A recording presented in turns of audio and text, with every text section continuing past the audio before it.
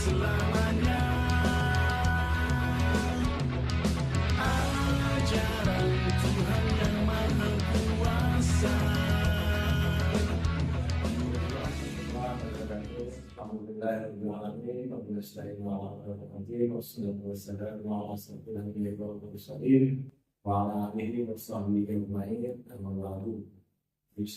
Kehadirat Allah Subhanahu wa Ta'ala sehingga kita semua diberikan nikmat dan kesehatan tak bisa berkarya.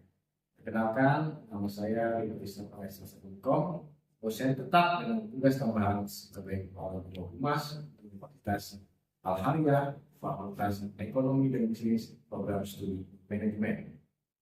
Video ini dibuat untuk memenuhi salah satu persyaratan sertifikasi dosen tahun 2025, yaitu pernyataan diri dosen dalam bentuk kerja tridharma perguruan tinggi atau PPD KPT, khususnya yang sedang pengajaran. Saya mengajar untuk mata kuliah komunikasi dan bisnis. Pelaksanaan perkuliahan menggunakan metodologi DI, yaitu Delivery, Interaction, dan Assessment. Pelaksanaan perkuliahan dengan metode ini yakni dimulai dari deskripsi mata kuliah, kemampuan yang diharapkan, materi pembelajaran, sistem pembelajaran, metode pembelajaran, interaksi antar dosen dan mahasiswa, sampai sistem penilaian mata kuliah sesuai dengan MPS, mata kuliah komunikasi dan bisnis. Dan adapun deskripsi mata kuliah ini, yaitu deskripsi umumnya, mata kuliah ini memberikan kepada mahasiswa pengetahuan wawasan keterampilan tentang komunikasi dan bisnis di lingkungan kerja, memahami konsep besar komunikasi, serta perannya dalam dunia merancang strategi komunikasi yang tepat untuk menyelesaikan kekuatan komunikasi maupun faktor-faktor yang dipengaruhi secara umum. Itulah deskripsi umum gambaran mata kuliah komunikasi dan kerja bisnis.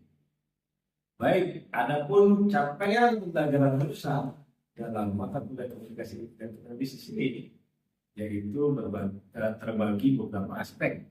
Yang pertama, CPL 1, aspek sikap, yaitu berkontribusi dalam peningkatan mutu kehidupan masyarakat, berbangsa, dan bernegara untuk kemajuan bernegara berdasarkan Pancasila, dan menunjukkan sikap bertanggung jawab atas pekerjaan di bidang keahliannya secara mandiri. CPL 2, yaitu tentang aspek pengetahuan, mampu menerapkan konsep dan teori komunikasi dan kerja bisnis dalam berbagai konteks profesional dan organisasi. CPL 3, yaitu keterampilan umum, memiliki keterampilan interpersonal dan komunikasi efektif dalam lingkungan bisnis yang dinamis. CPL 4, yaitu keterampilan khusus, mampu mengembangkan strategi komunikasi dan bisnis yang inovatif dan berbasis teknologi informasi. Itulah CPL dalam mata kuliah komunikasi dan bisnis. Berikutnya adalah kemudian CPL, yaitu capaian pembelajaran mata kuliah atau yang biasa disebut dengan CPMK.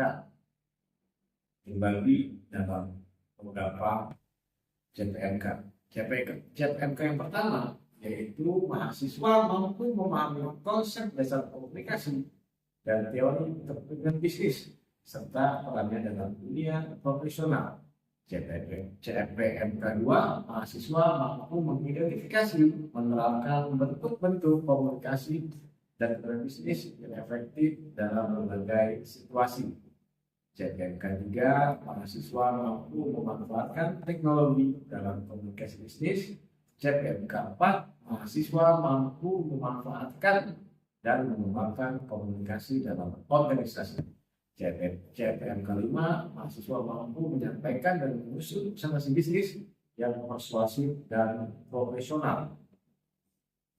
Baik, adapun metode pembelajaran dalam mata kuliah ini, yaitu menggunakan metode SCL, Student Centered Learning, yaitu metode pembelajaran mahasiswa yang menjadi subjek didik atau mitra dalam proses pembelajaran.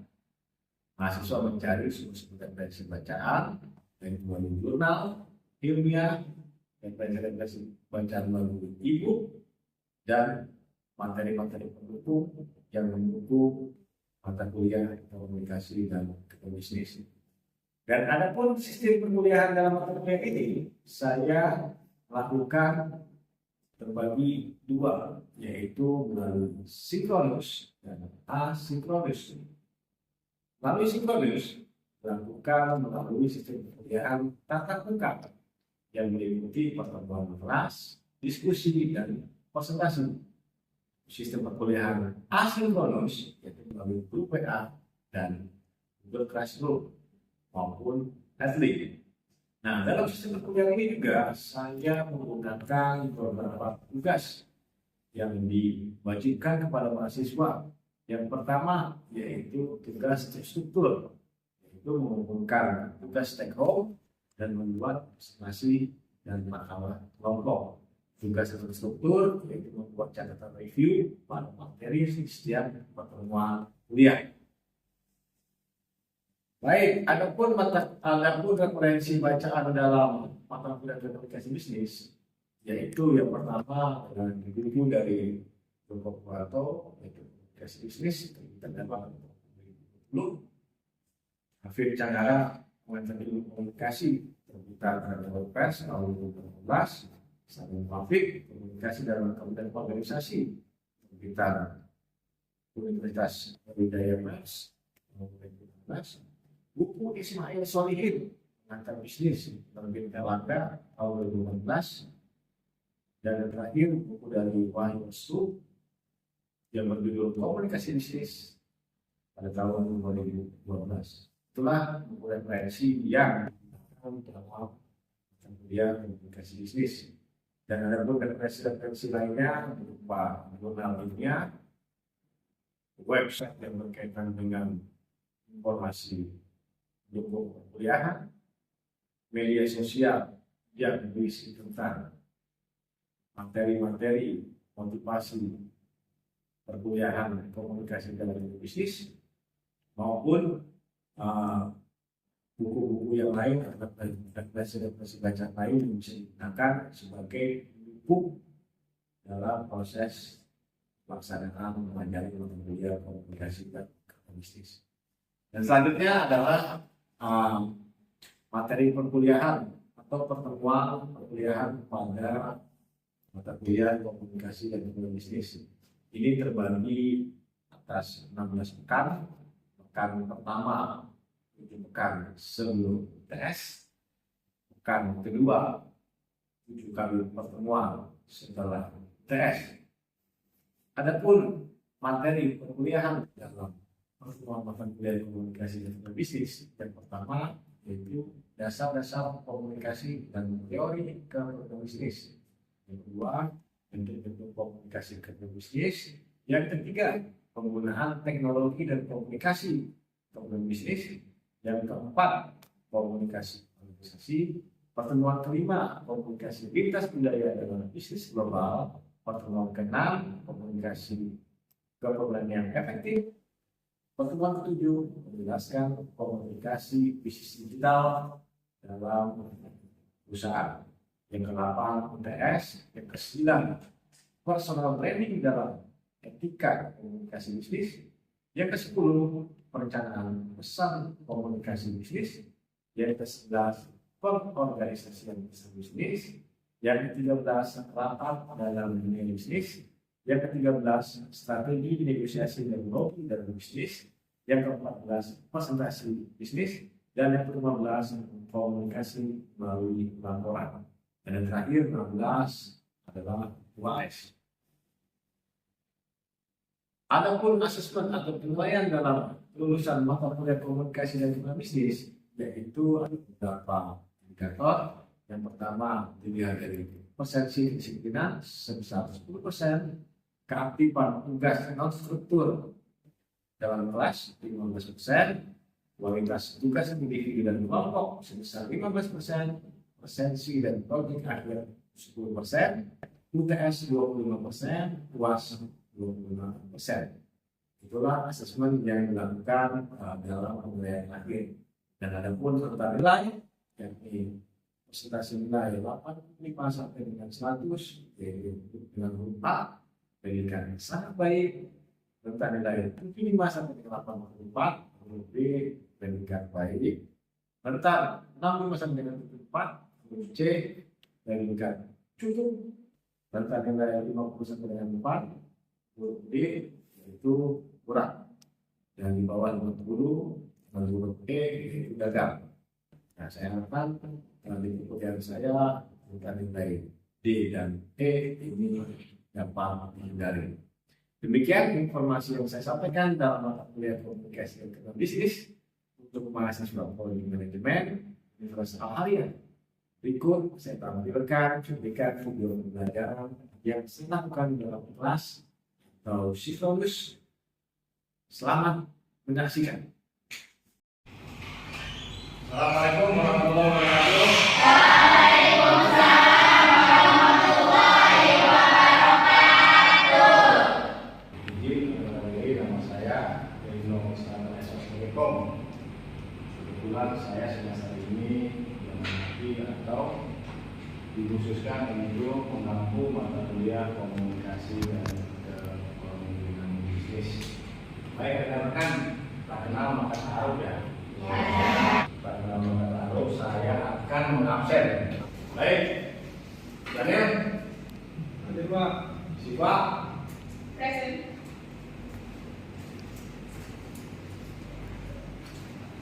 Atik, rekan-rekan, sebelum kita memulai perkuliahan kita pada pagi hari ini, seperti tradisi kita di pagi hari, kita membaca surat Al-Waqiah. Ketua kelas, Daniel silakan dipandu dan dipimpin untuk membaca surat Al-Waqiah.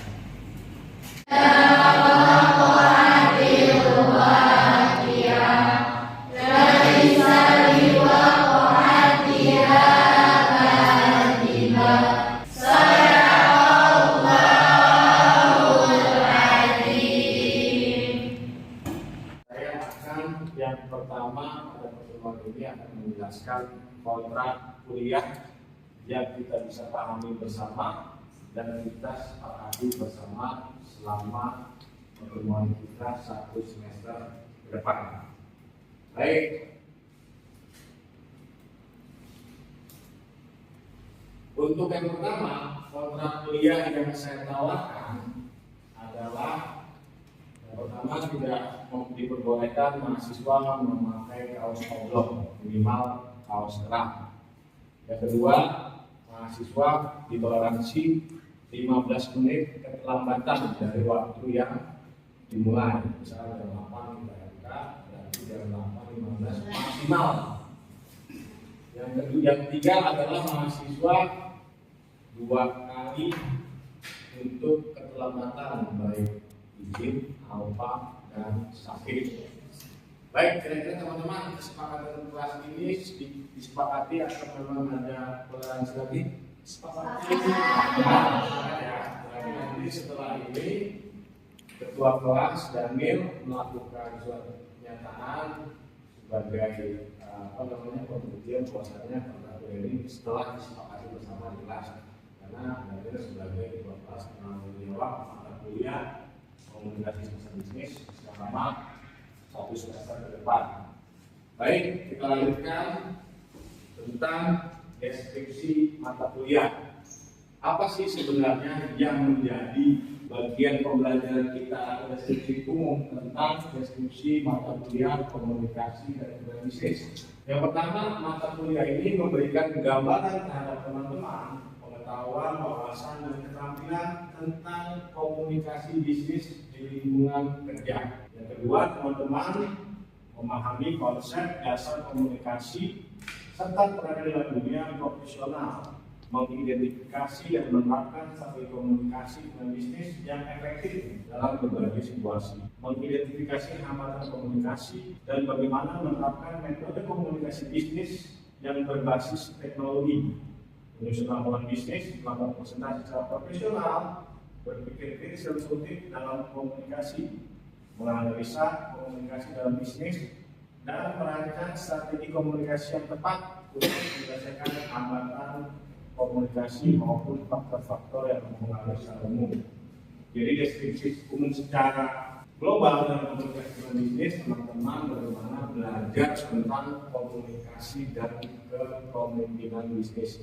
Yang di dalamnya ada perspektif komunikasi organisasi, digital teknologi, berkaitan dengan komunikasi media, dan ini deskripsi umum gambaran tentang komunikasi dalam bisnis yang akan teman-teman pelajari satu semester ke depan. Baik, berikutnya adalah bagaimana metode pembelajaran selama satu semester. Yang saya gunakan adalah sesuai dengan SPP nomor 30 tahun 2003 dengan menggunakan metode SCL, Student Centered Learning. Jadi di mana nanti teman-teman mahasiswa menjadi mitra ya, ada dengan sekolah nih.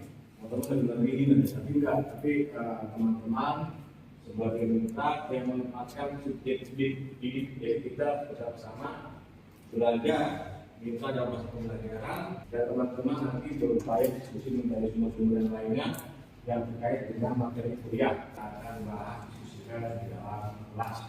Ini metode pembelajaran sesuai dengan metode SCL, Student Centered Learning. Dan ini sistem perkuliahan yang kita akan gunakan dalam proses atau bisnis satu semester ke depan, yaitu melalui sinkronus dan asinkronus. Tatap muka sinkronus, tatap muka langsung berupa ceramah, diskusi, dan presentasi. Asinkronus bisa melalui Android dan kita melalui Android dan Google Classroom. Nah, selain juga dalam program ini saya menerapkan tugas. Ada dua tugas, yaitu tugas struktur dan tugas non struktur.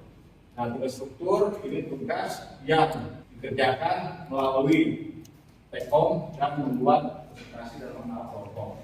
Dan tugas non struktur biasanya saya akan memberi catatan review di setiap akhir perkuliahan. Nanti teman-teman diskusikan lagi di pertemuan berikutnya. Ini dua tugas tentang sistem perkuliahan yang kita akan lakukan. Dan ini buku referensi bacaan dan rujukan dalam proses komunikasi bisnis. Ada buku Joko Purwanto, ada buku Jakarta Akid, ada buku Saleh Muafik, ada buku Ismail Solihin, dan buku Wahid Darsu. Nah, ini kebetulan buku Wahid Darsu ini guru saya di Fakultas Ilmu Komunikasi Bisnis di Usaha. Beliau sudah almarhum, mudah-mudahan ini menjadi ladang amal beliau di akhirat. Baik. Nah, adapun pertemuan perkuliahan kita terbagi dari 16 pekan. Adapun mata kuliah yang akan menjadi bahasan kita, yang pertama adalah dasar-dasar komunikasi dan kegiatan bisnis, yang kedua bentuk komunikasi dan kegiatan bisnis, penggunaan teknologi, yang keempat komunikasi organisasi, yang keenam komunikasi lintas budaya, yang kelima komunikasi lintas budaya, yang keenam komunikasi efektif, yang ketujuh menjelaskan komunikasi dalam bisnis digital. Di pertemuan 8 UAS, di pertemuan ke-9 personal branding, di pertemuan ke-10 perencanaan komunikasi dalam bisnis, 11 komunikasi dalam bisnis, 12 rapat dalam dunia bisnis, 13 bisnis dan lobby, 14 proses bisnis, 15 komunikasi melalui laporan, dan 16-nya UAS. Inilah kurang lebih 16 kali pertemuan, 14 kali pertemuan untuk materi kita di mata kuliah komunikasi dan bisnis selama satu semester ke depan. Dan ini proses penilaian, teman-teman, di mana proses presensi 10%, keaktifan 15%, kuis individu kelompok 15%, konsultasi proyek akhir 10%, UTS 25%, dan UAS 25%. Ini gambaran penilaian akhir dalam mata kuliah komunikasi dan bisnis. Dan saya harapkan komposisi ini teman-teman harus patuhi agar tidak mendapatkan nilai D dan E. Ini range angka tentang batasan A, B, C, D, dan E. Nah, nanti kita hari ini akan mempelajari apa itu komunikasi dan keterangan bisnis, apa itu komunikasi, apa itu leadership. Nah, ini Jadi hari ini kita mempelajari 4 aspek. Bagaimana mengerti komunikasi? Kira-kira teman-teman apa sih yang bisa atau bisa menjelaskan tentang apa itu komunikasi? Kan sering kita ngomong komunikasi. Baik, sekarang ada yang pendapat? Saya komunikasi itu kayak obrolan di antara satu atau dua orang atau lebih gitu. Itu aja sih. Oke. Saya Pak, Ya. komunikasi itu merupakan proses bagaimana seseorang menyampaikan informasi ataupun gagasan serta pesan yang ia dapatkan kepada dari komunikator kepada komunikat untuk memberikan informasi yang sesuai yang dapat dipahami. Wah, luar biasa. Terima kasih atas pendapatnya, Bu Pina. Dan tadi menarik komunikasi tadi ada ini keren nih. Ada komunikator, ada komunikasi, ada pesan luar biasa. Pesan tadi buat tadi apa? Buat tadi Antara dua orang itu. berbicara pesan tentang antara dua orang itu luar biasa. Tapi pemahaman tentang komunikasi ke bisnis ini sudah sangat luar biasa. Kita bahas nih. Yang pertama tadi nih, apa itu komunikasi? Suatu pertukaran. Berarti ada yang ditukar. Apa yang ditukar?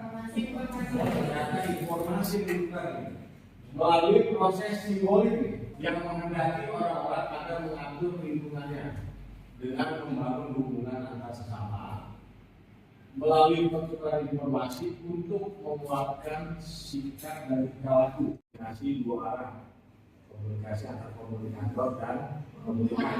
Ini menurut Aristoteles minimal ada 2 syarat, ada 2 orang. Tapi syaratnya 3 nih, harus ngomong. Jadi kalau kalian ketemu berdua nggak ngomong apa-apa itu namanya bukan komunikasi. Jadi siapa Daniel nih ketemu gitu. Dari dia saya diam itu nggak bisa disebut dengan komunikasi. Tapi kalau ada suatu pesan, baik bahasa verbal maupun non verbal itu yang mengakibatkan interaksi 2 arah, maka disebut dengan komunikasi. Menurut Aristoteles. Jadi melalui media nih, sumber pesan, saluran, penerima, berarti ada media yang termasuk Anda menggunakan tools media sosial, bisa IG, bisa WA, dan bisa media-media mainstream, media-media massa seperti koran, YouTube, dan sebagainya. Dan efek pikiran, perasaan, dan tindakan. Oke, setelah itu Anda melakukan umpan balik terhadap sumber. Ini biasanya dipakai untuk komunikasi kelompok dan komunikasi massa. Nanti kita akan bahas di pertemuan-pertemuan berikutnya. Oke, ini kurang lebih tentang dimensi komunikasi. Selanjutnya, ini sederhana bentuk komunikasi bentuk dasar, yaitu komunikasi verbal dan komunikasi non verbal. Kita bahas cinta. Yang seperti ini Pak Nuri. Cinta. Jadi seseorang dengan gampang diberikan pengertian melalui bahasa-bahasa simbol. Oke? Karena sejatinya simbol ini merupakan paling besar dalam proses sebuah komunikasi. Contoh, ketika saya datang dengan tersenyum, pasti Anda menganalisa, oh Pak Ridho lagi bahagia. Jadi tiba-tiba datang saya dengan bete. Begitu juga nanti nggak saya mahasiswa datang fokusan dengan kelihatan tidak rapi, ditambah pakaian berantakan dan sebagainya, wajah bete, ini pasti saya menganalisa ini mahasiswa saya pasti akan sedang mempunyai masalah. Ternyata konteks yang paling besar dalam sebuah penelitian menurut Albert Einstein ini 50% dari ekspresi. Jadi ingat teman-teman, apa yang kita tampilkan ini merupakan proses simbolik dari teman-teman untuk melakukan proses komunikasi. Contoh, memakai jilbab, memakai kaos cerah, kaos pakai panel. Itu maksud saya nih, kayak kaos bahaya. Ini kan simbol-simbol yang bisa tampilkan dalam proses komunikasi non-verbal. Oke, yang kedua adalah bahasa komunikasi verbal, yaitu dengan cara berbicara dan mendengarkan atau dengan menulis dan membaca komunikasi verbal. Nah, ini yang menarik adalah ketika nanti di pertemuan berikutnya ini akan menjadi kendala ketika teman-teman dalam berkomunikasi di lintas budaya. Ini yang menjadi kendala. Karena kata kunci dari sini adalah sesuatu bahasa itu harus benar-benar sangat saling mengerti. Nanti akan kita bahas di pertemuan keempat atau kelima tentang bagaimana kita komunikasi lintas budaya di sebuah perusahaan. Kadang-kadang ini menjadi bahasa-bahasa yang sangat berpengaruh dalam proses komunikasi Anda dengan perusahaan. Nah ini yang tadi saya jelaskan.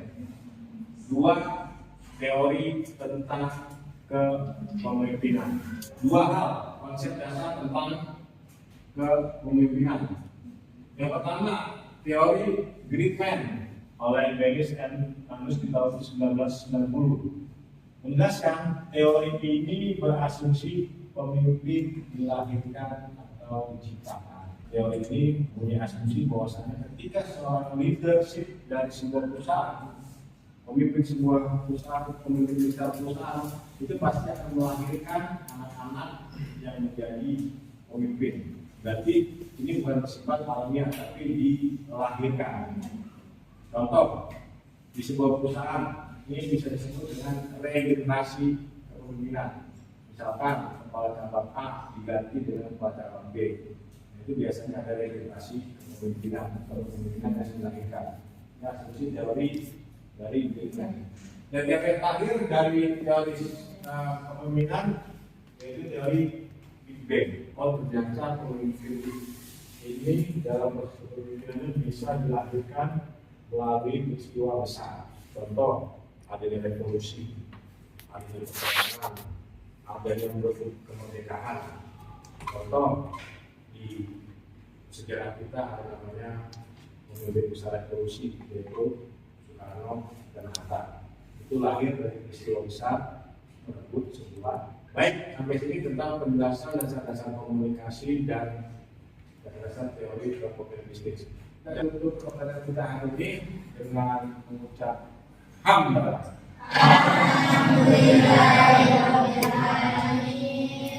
Baik, sekian paparan kita pada pertemuan kita hari ini. Terima kasih. Hasbunallah wa ni'mal wakil. Assalamualaikum warahmatullahi wabarakatuh.